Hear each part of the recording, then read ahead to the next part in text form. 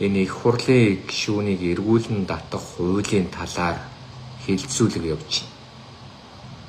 Хариулж байгаа анч тэр, асууж байгаа анч тэр яандаа л гэж бодогдлоо. Улсын их хурлын гишүүнийг эргүүлэн татах асуудал ийм хууль байх ёстой мүү, байх ёсгүй мүү гэдэг дээр эхлээд хариулт өгч байгаа. Үндсэн хуулийн дээр улсын их хурлын гишүүнийг эргүүлэн татах ёстой гэдээ ярьчихсан. Заалчихсан. Тэгээ хуулийн бариад орчих. Нөгөө хуулийн нөгөө гишүүд нь өөрсдийнхөө хүснээр янз бүрээр мушигж байгаа. Жишээлбэл ёс зүйг яаж хуульчлах гэдэг юм. Тэгвэл ёс зүйн дэд хороо гэж байж яах гэдэг. Өглөөхөн Нарагийн ёс зүйн асуудлыг хилэлцнэ гэл дэд хороо хуралтнаа л гэдсэн ш. 45 гомдол хэрэглээгээд хууль байдгүй, журам байдгүй, зөрчил байдгүй ийм болохоор яасан ч яадгийн гэдэг юм уу. Тэгээд тэр дэд хорооных нь шийдвэр нь ичмээр шийдвэр. Сануулна гинэ. 40 гарсан хүнийг сануулад яах юм? 40 айл үшээр гарцсан. Айлын жоохон хүүхдийг аваад сууж гэмт хэрэгжсэн. Ёс зүйгүй шүү дээ угаасаа. Тэгээ ёс зүйгүй хүн ёс зүйтэй бай гэж сануулдаг юм хуульд.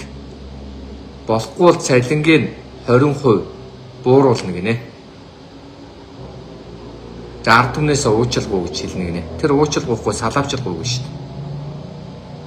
Би ард түмнээс уучлалгүйхгүй ард түмэндээ салаавч өгнө гэж хэлсэн шүү дээ.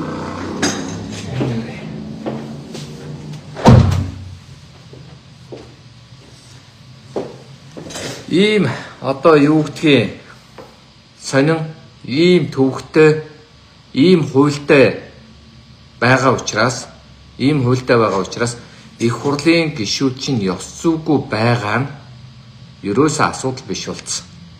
За иргэн одоо миний нэг таньдаг одоо нэг иргэн байгаа. Их нэртэйгээ муудсан гэж. Нөгөө хажуу айлынх нь хүн нь цагдаа дуудсан ба. Та хоёр чанга хэрэлтлээ гэдэг. Цагдаа нь хоёуланг нь аваа гэсэн гэж. Эхнэр нөхөр хоёрыг. Тэгсэн нөгөө эхнэр нь одоо юу гэдгийг өөрийгөө өмөрөөд энэ хачи юм намайг одоо ингэж янз бүр болгосон үнэ гэсэн чинь нөхрийг аваад 30 хоногоор бариад явцсан гэж. Иргэнд бол ийм хууль үүдэг. Ёс зүйгүй байгаа учраас ёс зүйн зөрчил гаргасан зөрчлийн тухай хуулиар иргэнийг бол 30 хоногоор баривчлана. Харин их хурлын гишүүнийг бол асууна гинэ. Сануулна. Чи одоо иргэдийнхөө өдөө салаавч гаргуул. Чи одоо төрийн ордонд хүн зодвол. Чи одоо ордон дотор 100 татаад согтуу хөлцөө явбал. Чи одоо юу гэдгийг хулгай зэлгээ хийгээд худлаа үнэн яриад айлын одоо хөт хүүгүүдийг одоо бузарлвал би бас хүүгүүдийг гэж оруулж байгаа шүү. Тийм бузар хүнд сануулна гинэ. Тэгээ энийг ерөнхийлөгч хараад ийм ёс зүйгүй хүнийг эргүүлэн татъя гэсэн чинь нөгөө эргүүлэн татах хуулийг эсэргүүцээд байгаа.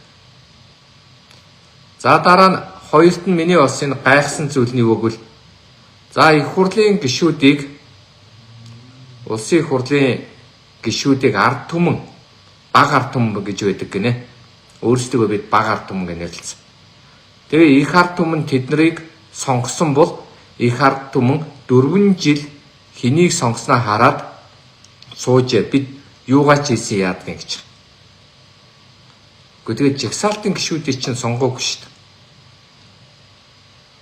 Яг гэвэл хаалттай, нээлттэй хаалттай гэж байдаг. Хаалттай одоо байдлаар хүн дугуулах боломжгүйгээр нам зөвхөн нам дугуул гэдэг ийм балаа хууль оруулаад тэгээд нам нь өнөөдөр хулгайч зэлгийж худалч пиадо аригчин тамигчин амар хүмүүсийг жигсаалтанд оруулсан шүү дээ.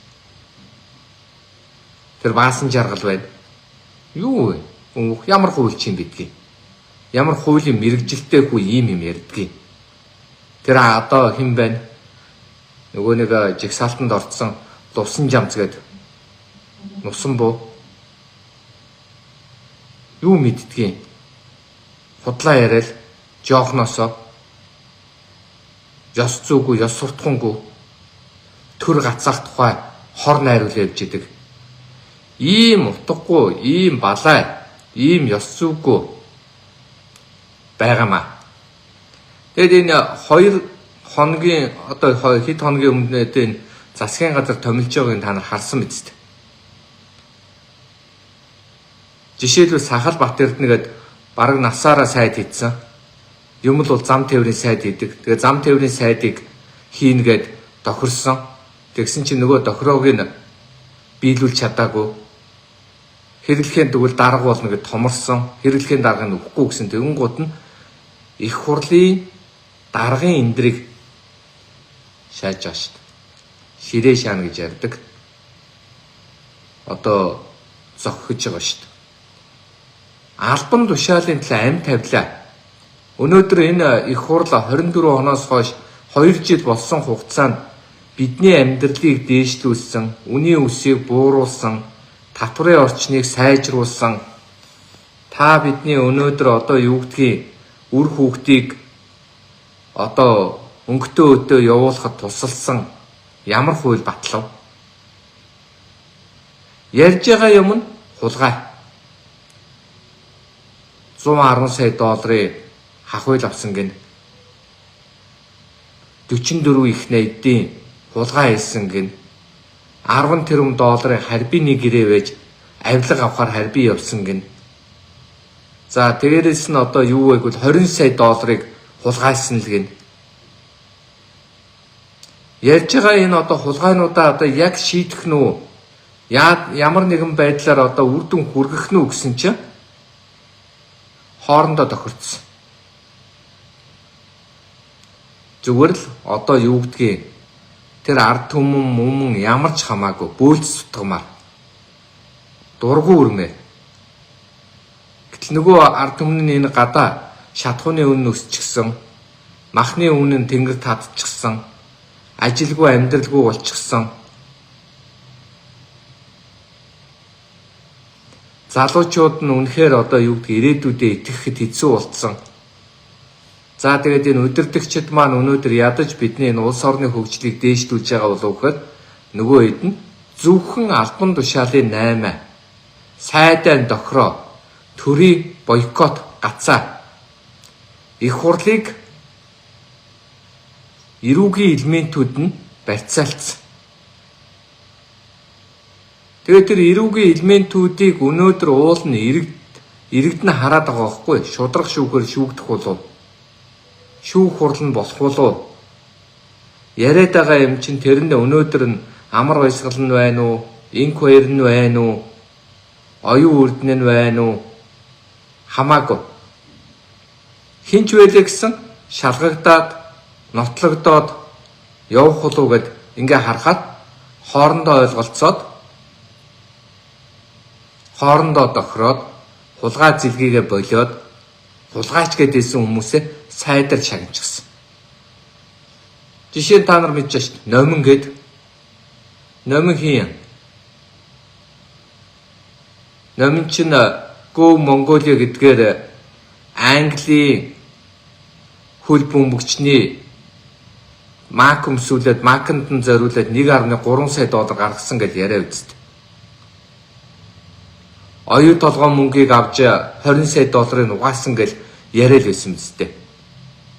Хаан жүжигийг ерөнхий сайд асан оюун эрдний ахын компанид нь давуу байдал өгсөн гэж яриад байсан мэт. Би зохиож яриад байна уу? Би гүтгээд байна уу?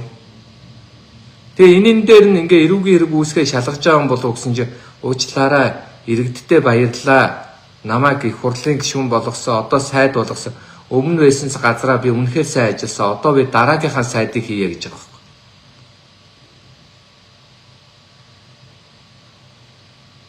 Өнөөдөр шатхуун 5,000 хүрэх гэж байна. Магадгүй цаашаа 10,000 ч хүрэх юм мэдэхгүй байна. Өнөөдөр мах 3 хил мах авахд чинь 100 мянган төгрөг болчихж байна. Тэтгэврийн өгчдийн чинь тэтгэвэр нь 500 мянга байна, 600 мянга байна. Хүн ганцхан 3 хил махаар амьдрахгүй шүү дээ.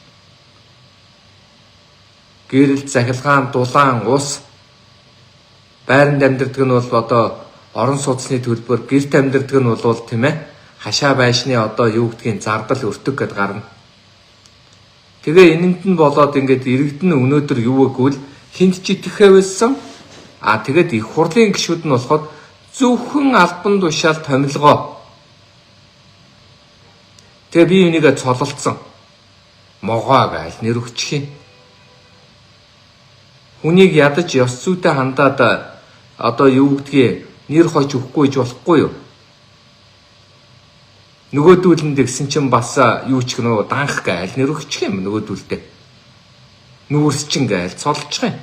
Тэгээ юуг нотолцсон байгаа юм бэ? Өцөгдөрхөн голомтын баясгалан зугтаалаа. Тагнуул олж ирэх гэж байна гэсэн чинь голомтын баясгалан нь тамирчтай баяр хүргье гэл зургатаар яриад явж шít.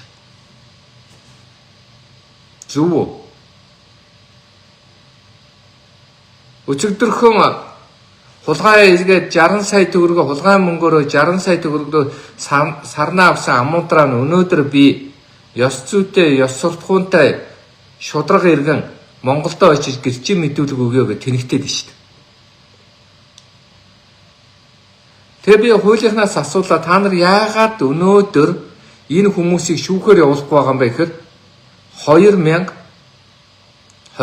оны 5 дугаар сарын 12-ны өдөр Улсын их хурлын тухай хуулийн 41-7 дээр Улсын их хурлын гишүүний гин бурууг тогтоолгохоор шүүхэд хандгаж байгаа тохиолдолд Улсын их хурлаас зөвшөөрөл авна гэдэг ийм хуулийн залт бичсэн юм л шүү дээ. Захиргааны зөрчил гаргах, эрүүгийн хэрэг гаргах тохиолдолд Улсын их хурлаас зөвшөөрөл авна гэсэн. Ой. Жирийн иргэн 1-2 саяхандаа одоо нэг сэтгүүлчийг барьж аваад гар хөлийн гавлаад нөгөөх нь уйлж унжаал бөө юм болоод тийм ээ. Ан тавьчих гал өстой яана инээ болоод ямар ч байсан шүүх хурал хийж ирсэн шүү дээ. Саяхан ингээл янз бүрийн хүмүүс чинь ингээл шүүх хурал дээр авчираад шүүгээд байна шүү дээ. Гэсэн их хурлын гишүүнийг их хурлаас нь асууж ээж шүүх рүү явуулах гэж байгаа. Ингэж болдго юм уу? Энэ зөв юм уу? Тэд юугаараа биднээс илүү юм? Ард түмэн чинь их ард түмэн их хурлчин баг ард түмэн гэж байгаа юм бол биднэрт байдаг эрх тэдэнд байх ёстой. Бидэнд байдаг үүрэг тэдэнд байх ёстой үстэй. Ард түмэн юм бол ард түмнийг төлөө сууж байгаа ард түмний нэг хэсэг бид байна гэдэг байгаа юм бол ард түмэн чинь өнөөдөр яг л шүүхийн өмнө тэгш байж байгаа үстэй. Үгүй мүү? Өнөөдөр Монголын ард түмэн модоо байх гад энэ улс орн чинь маш хүнд байгаад их хурал чинь албан тушаалын 8-аас болоод өнөөдөр 10 хоног хуралдаагүй шүү дээ. Авилагчдын шүүхээр шийднэ гэхээр нь шийдвэрлэхгүйгээ зүтгэжлээ шүү дээ. Тэгээ ийм их хурал байх нь зөв юм уу, буруу юм уу? Энэ их хурлыг тараавал яасан юм? Энэ их хурлыг тараагаад Монгол улсын хэмжээнд дахин сонгуул хийгээд ард түмнээс асуул яасан. Ард түмээ одоо энэ 126-аас дахид сонгомоор байна уу? Эсвэл өөр сонголт хийх үү? Энэ нөхдүүдийн чадвар чадамж нь үнэхээр алгаа. Засаглаж чадхаа болчлоо. Улсаан бодож чадхаа боллоо. Улс төржилт нэрээр хулгайгаа нуудаг болчлоо. Худлаа ярьдаг болчлоо. Гэмт хэрэгтнүүдээ өнөөдөр юу гэвэл улсын их хурлаа Монгол улсын их хурлын эндэр нь өнөөдөр хулгайч нараа хамгаалдаг болчлоо. тэр хуулийг өөрчлөх тухай нэг ч хүн ярихгүй байгаа штэ. Ядаж хуулийн байгууллагын зүгээс, улсын ерөнхий прокурорын зүгээс тэр хуулийг цэцэд өгч болдгүй юм уу? Үндсэн хуулийн цэцэд улсын хурлын тухай хуулийн 41-7 өгч болохгүй юу? Хууль нь байгаа. Шүүх цэцэд хандаж болно. Улсын ерөнхий прокурор цэцэд хандаж болно. Ерөнхийлөгч цэцэд хандаж болно. Их хурл цэцэд хандаж болно. Засгийн газар цэцэд хандаж болно. Тэгсэн тэрийг ерөөсөө ийдэггүй. Албан тушаал эрх мэдлийн асуудлаар бол цэцэд хандаад байгаа. Авилгачтай шоронд хийх асуудлаар болоход цэцэд ханддаг. Тэгээ одоо өнөөдрийн шатхууны үнийн өсөлт чинь эсвэл монголчууд би тийм баян юм уу?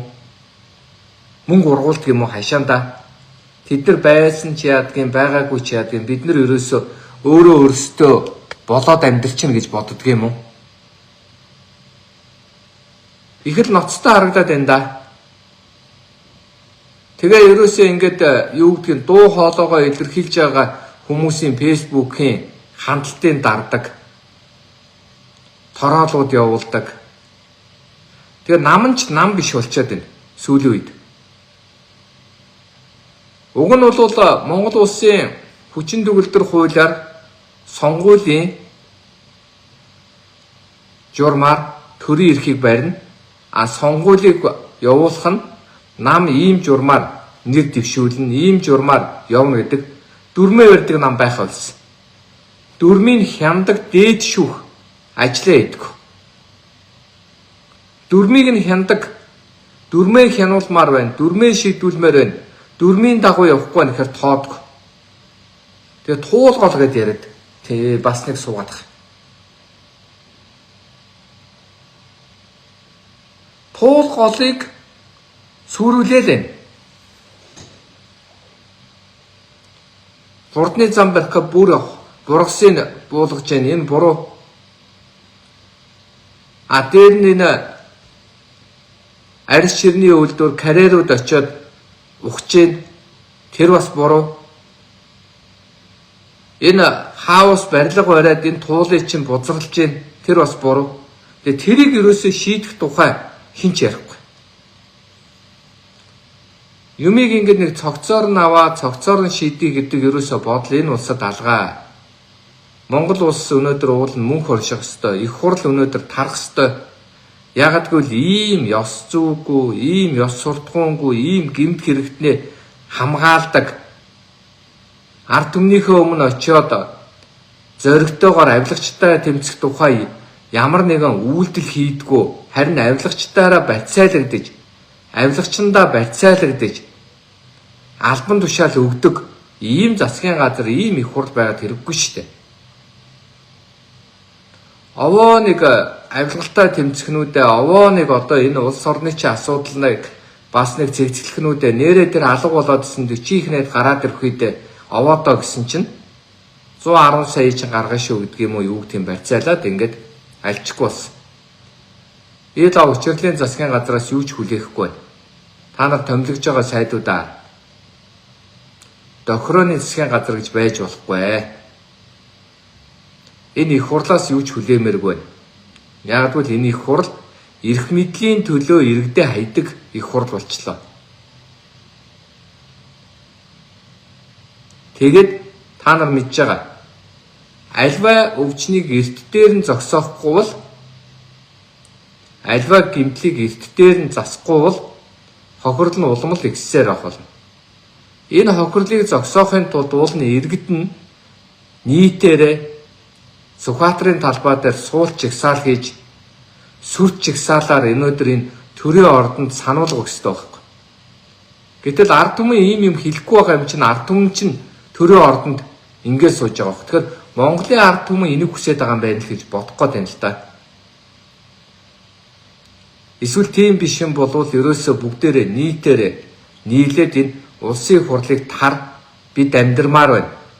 Их ард түмнээс бага ард түмэнд өгөх шаардлага гэсэн тийм урайтай суулт чигсаалыг өрн хийсэн дээр баха. Тэгжээж энэ их хурлд өнөөдөр сануулга өгөхгүй бол ёс зүйгүй гэмт хэрэгтэн. Дээрээс нь юу гэвэл хуйлдааны аргаар төрийн эрх мэдлийг барьж байгаа. Хуулиар биш, хуйлдааны аргаар барьж байгаа ийм их хурлыг бол тараасан дээрээ гэж би үзэж байна.